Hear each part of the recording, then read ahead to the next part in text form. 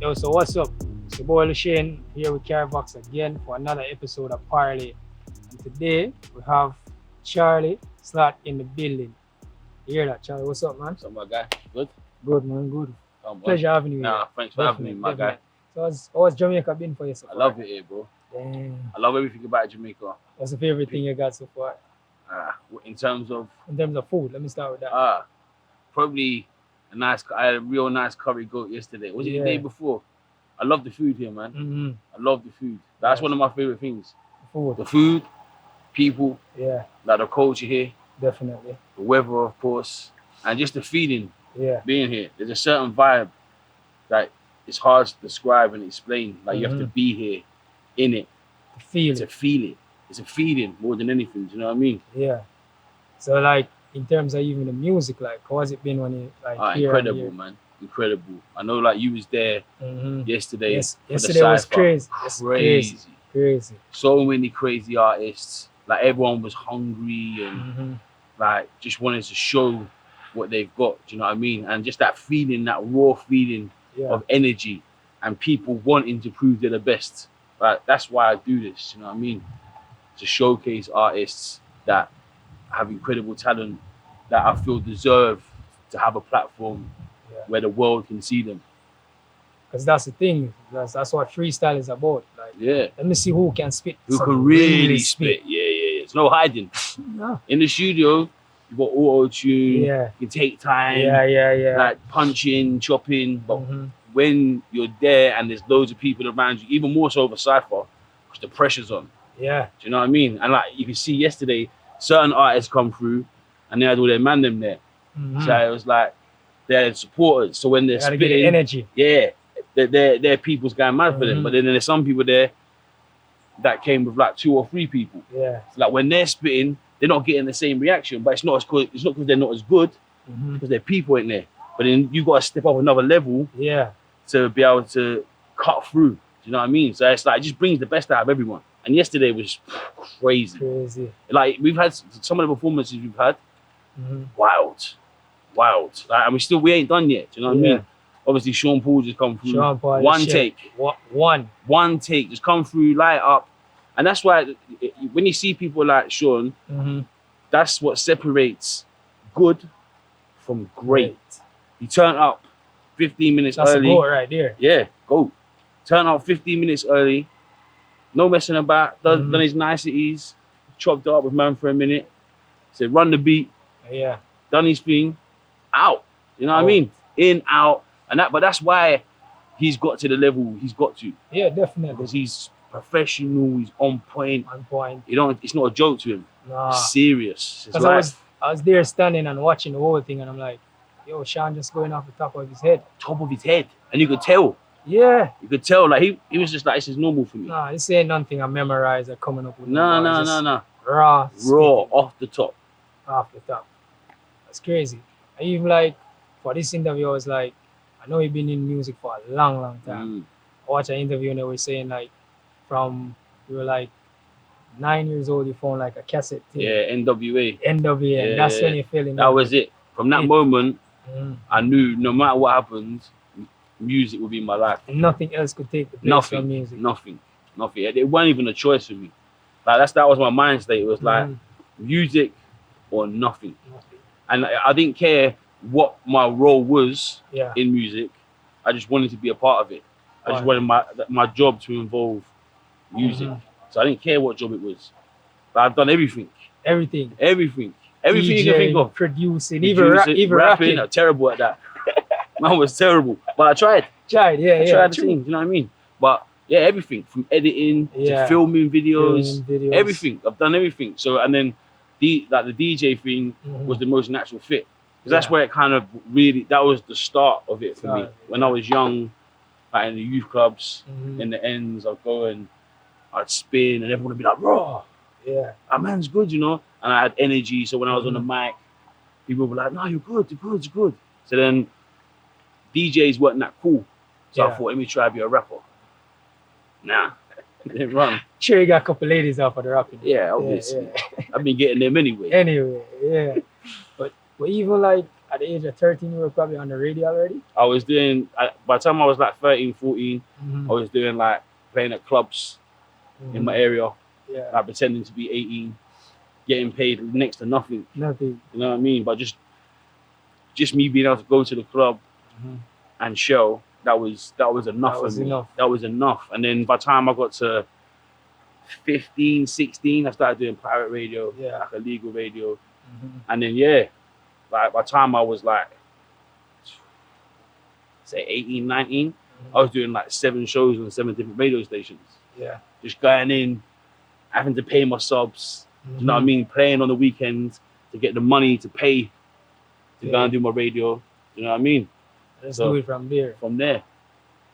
And it's just always seemed like you had just like a pure natural drive to go for anything you want. Cause I even heard that you, like, your mom bought you had some trainers, but they were dusty. I had some slippers. Yeah. So for a whole year, bless my mom and my dad, obviously, they tried their hardest. But like, where we grew up, it wasn't easy. Yeah. And my mom was a cleaner at the time.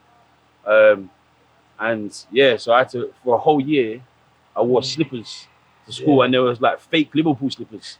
So there was like felt, but the leather bud was the wrong way around. Wrong way around. Yeah, and my toe was hanging out of it. And then one day, my teacher at the time called my mum in after school. Yeah. And she was like, yo, like, Mrs. Ruyon, can you buy your son some shoes because he's getting bullied? All the kids are running him. Yeah. And then I remember her coming out of class crying, saying, I'm so sorry. Yeah. You know, like, I'll get you some shoes. I never blame my mum at all. Never. You know what I mean? I understand how hard she worked. Just to give us some food and a place to live. And that was enough. But that just gave me the drive. Gave you the drive. Yeah, because even like, she was doing like 6, 7 jobs, cleaning jobs every day, like coming home mad late at night. So yeah, that gave me the drive to want to make sure that I can do something for my family. For your family. Yeah. And just set yourself into music and this is the shot I'm going to take. Yeah, this is it. This is the route I'm going to take. So fast forward right now, and you're doing a lot of Fire in the Boot series. Yeah. Like, how did Fire in the Boot start? Like, so do you know what? It was like, before I joined the BBC, I used to do this thing called being Charlie Sloth. I'll start by thanking everyone for coming along tonight.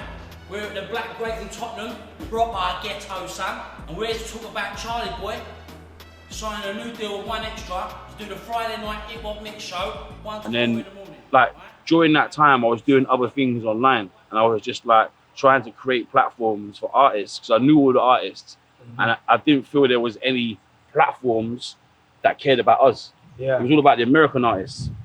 All the DJs only cared about the Americans, but there was bare talent at home in London, enough.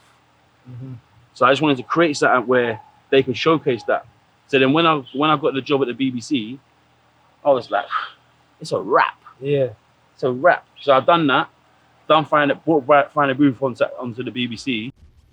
I know you're gonna dig this. Oh yeah, perfect. You know what time it is when you hear this, right? Let's get ready to rumble! And it just went nuts. And I knew it would, because I knew the audience was there. Because all the men was driving around in their cars listening to UK artists, like the street artists. Do you know what I mean? Yeah. So the audience was there, but you couldn't hear it on radio.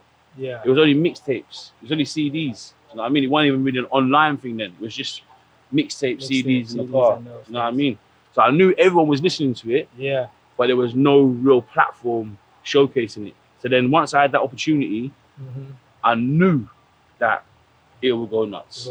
Yeah. I knew it'd be quick. It wouldn't take long, because I was like, yo, I'll just do one every week. Yeah. Like when I signed, I had like the first 4 months lined up. You know what I mean? Where all of them were just recorded. Like I would stay behind late at the BBC, just recording them. I was like, this guy's nuts. You know what I mean? Yeah. Like all the man them coming through to the BBC, people was like, what's going on? What's going on here? You know what I mean? But yeah, and then it just went mad. Crazy from right. Yeah. So I knew you got introduced to hip hop at an early age. When did you get introduced to reggae and dancehall music? Probably not too. I mean, like in my house, in my household, like my dad, like I grew up listening to like John Hope, like Dennis Brown. You know what I mean? So that was that was in my house growing up before rap. Oh. Like that was in my house. Like, and music always playing in my house. Always. More time it would be John Holt or Dennis Brown and just running in my house. So growing up as a kid, that was like the music that would play in my house. You know what I mean? So I was introduced before, and then obviously when I started getting into rap, I think the synergy, especially in London, the synergy is so close. Like in my community, they kind of go hand in hand. Do you know what I mean? Like jump into one man's car, you'll be listening to rap. Jump into another man's car, like dance or bashment. You know what I mean? Yeah. So it's like it went hand in hand, and kind of like learning to love both of them at the same time. Yeah. Well, that's interesting though. So like, how would you say is the reggae and dancehall scene in UK right now? What's the presence for? Do you know what? Like it's huge. It's obviously huge, and you know you got like a lot of DJs still spearheading it for the culture in the UK. Yeah. Like you got Shawnee, killing it. Like he does his thing. He reps it well. Like he cares about it. It's his world. Do you know what I mean? And like for me, like again, it's another thing where you can't go to a dance in the UK, especially if they're running hip hop, they're gonna be running dance. You know what I mean? The synergy is just so tight, and especially like even when you listen to the artists from the UK, there's a huge influence. You can hear it. You can hear it in the lingo. In the lingo, the patois, the patterns, the bounce. Yeah. So it's like the synergy is so tight. It's so tight. But yeah, like it's massive there. It's massive. It's huge. Like the two worlds sit side by side. You know what I mean? So what you feel is like next for Charlie right now? For you, like? For me, like I'm really trying to make it an international thing. Like for me, I want to make this platform so people from all around the world, within the culture, can showcase their thing. Do you know what I mean? Yeah. Like I'm trying to make sure I tap into all the different cultures. Like I'm not a specialist on every place, but I know what I know. I like what I like. Yeah. And if man can spit, that's all I care about. That's all. That's all. I don't care. That's all I care about. If you got bars, if you can spit, if you can flow, if there's an energy, a vibe, that's what I care about. That's all. Yeah. So like for me, I'm just trying to make it an international thing. Yeah. So like being able to connect the dots. Do you know what I mean? So like meeting artists from here and they're saying, yo, we should chat to so-and-so. Or you know what I mean? And just like plugging people in and just making sure I connect the dots. And no matter which stage you're at in your career, just as long as you can speak. Yeah, like you see yesterday. Like some of the artists that come through in the UK, they ain't popping like that. Over here they've got some heat, but in the UK they're not. But for me, it's about, can you really spit? Yeah. And yesterday, like there's a couple artists that I've discovered on my journey here where I'm like, whoa, like that Zebiu. Yeah. Jesus. Like we recorded here the other day, I had goosebumps. Like a moment. You know, it's like it felt like we encapsulated a moment. The way he turned up. And then yesterday I thought, he can't have nothing left. Because he's just done he done four whole records. Like just no messing about, one take, all the way through, no messing. I would definitely stay in tune and keep up. 100.